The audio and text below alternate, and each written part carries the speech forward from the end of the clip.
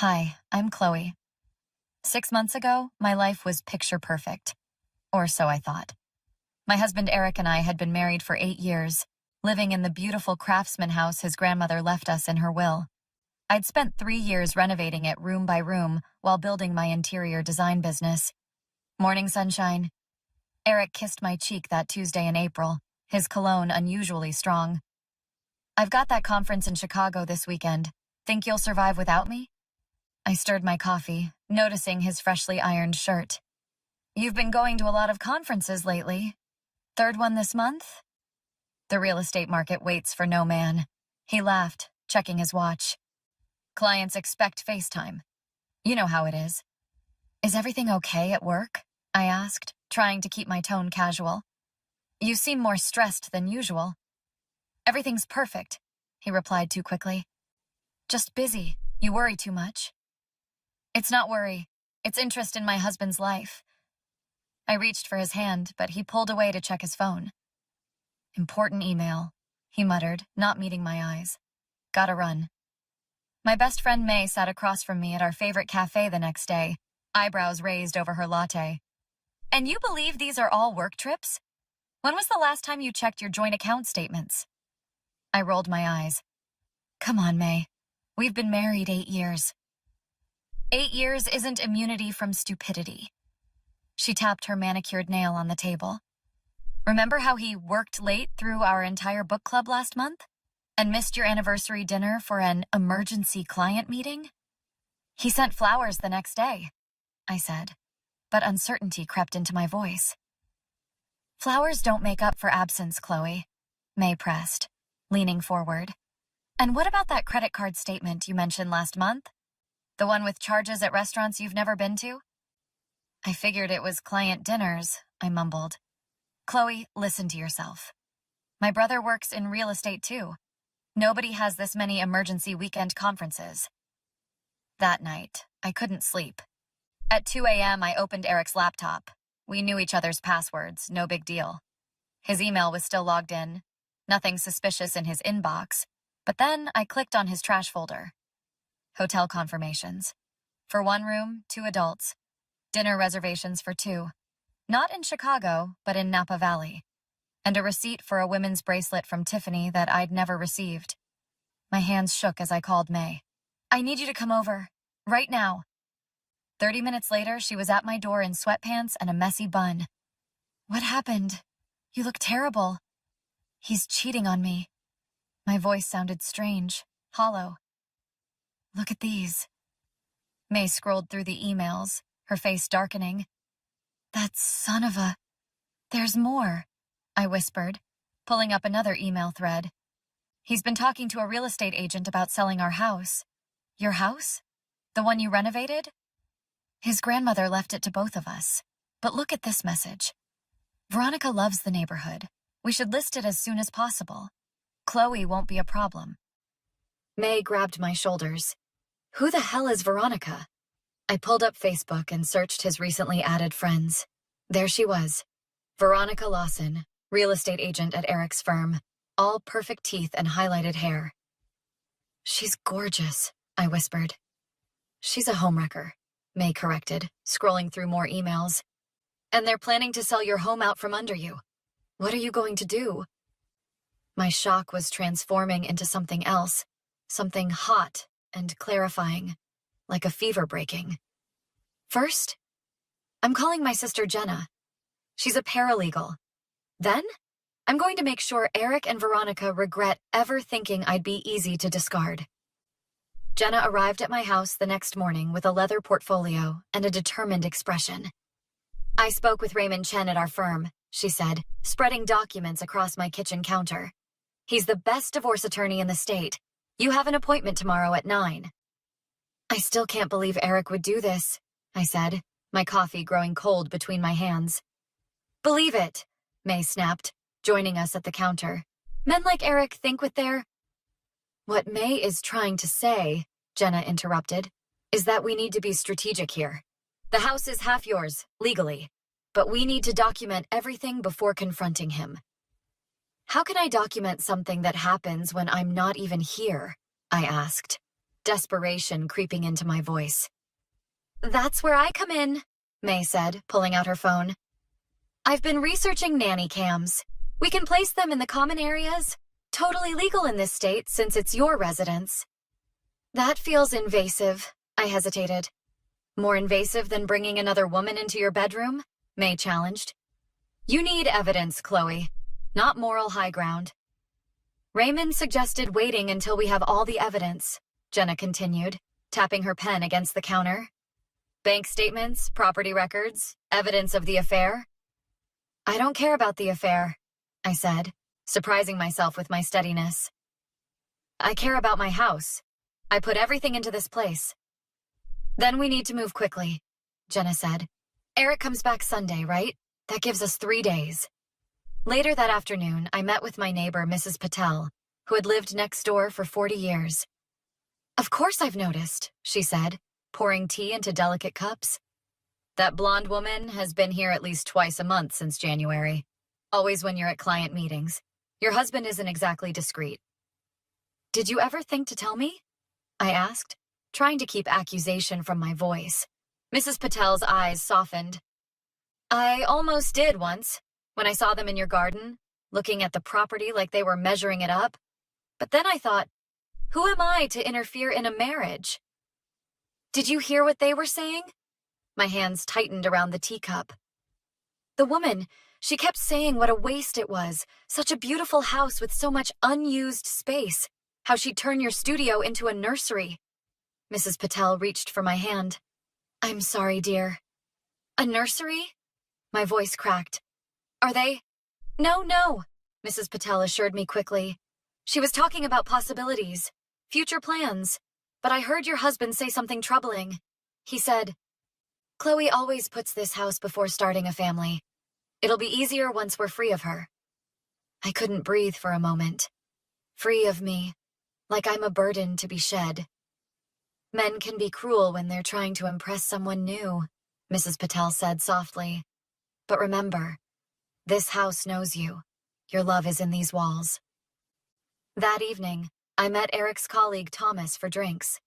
We'd always gotten along at company parties. "I'm not comfortable with this conversation, Chloe," Thomas said, shifting in his seat. "Eric's my friend, and I thought I was his wife," I replied evenly. "Please, Thomas, I just need to know what people at the office know." Thomas sighed, glancing around the bar. "They've been together about 6 months. It's not exactly a secret at the firm." "And the house? Has he talked about selling our house?" "Look, Eric's a good guy who made a mistake." "A 6-month mistake? While planning to sell the home I renovated?" My voice rose, causing nearby patrons to glance our way. "You don't understand." Thomas leaned forward, defensive now. "Eric feels trapped. He said you're obsessed with that house, that you care more about crown molding than having children." I nearly knocked over my drink. "He told you that? After he was the one who kept postponing having a family? After I compromised on adopting because he didn't want to pass on his genetics?" Thomas had the decency to look uncomfortable.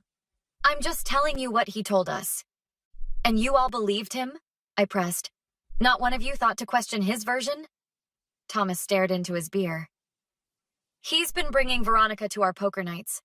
The guys like her. She laughs at their jokes, brings fancy snacks." He looked up, guilt in his eyes. "I know it's wrong, Chloe. I should have said something." "Yes," I said quietly. "You should have."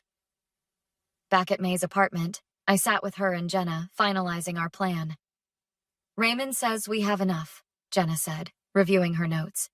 "The house was left to both of you, but your renovation work constitutes significant value addition. Plus, Eric's planning to commit fraud by selling without your consent." "So, what's next?" May asked, refilling our wine glasses. I took a deep breath. "We wait for them to come to me, and they will." Sunday afternoon, the doorbell rang. I'd been expecting it, but my heart still pounded as I opened the door to find Eric standing there with Veronica beside him, her arm wrapped possessively around his. "Chloe." Eric nodded stiffly. "We need to talk." "About what?" I asked innocently, blocking the doorway. Veronica stepped forward, a greedy smirk spreading across her face. We're here for our share of the house. Eric tells me you've been difficult about listing it. Difficult? I wasn't aware the house was for sale. Eric cleared his throat. Can we come in? This is awkward on the porch. I stepped aside, leading them to the living room where May and Jenna sat waiting. What are they doing here? Eric demanded, face reddening. Moral support, I replied calmly. You brought yours, I brought mine. This is between us, Chloe, Eric hissed. We need to discuss dividing assets, Veronica nodded eagerly. We've already found a beautiful place in Lakewood. Once this house sells... This house isn't selling, I interrupted. Don't be childish, Eric snapped. We're getting divorced. The house has to be liquidated. Did you practice that line in the mirror? I asked, surprised by my own composure. Liquidated, like our marriage is just another business transaction.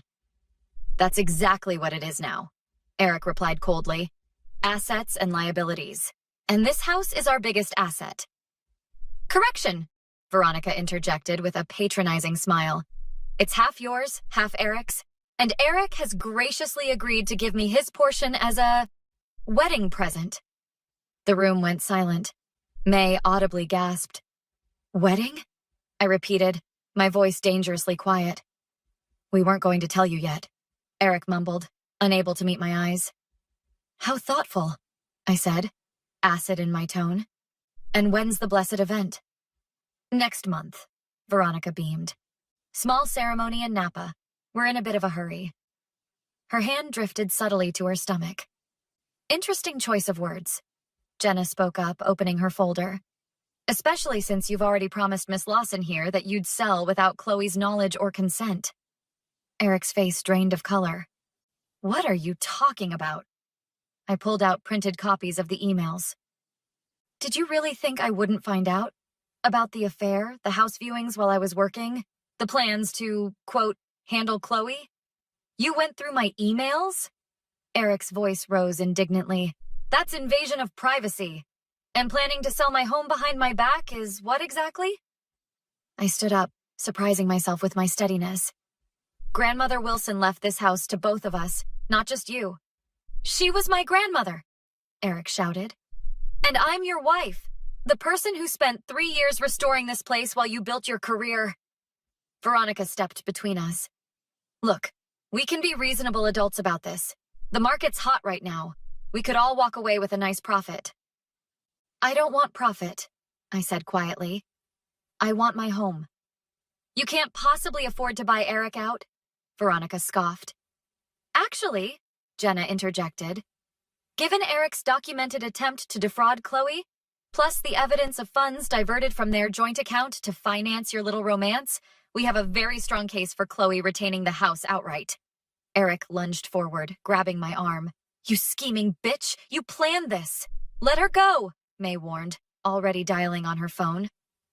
This is my house, Eric shouted, knocking over a lamp. My grandmother's house. You're not taking it from me. Sir, you need to calm down. Raymond Chen's voice came from the doorway where he'd been waiting. I've already documented your assault, and the police are on their way.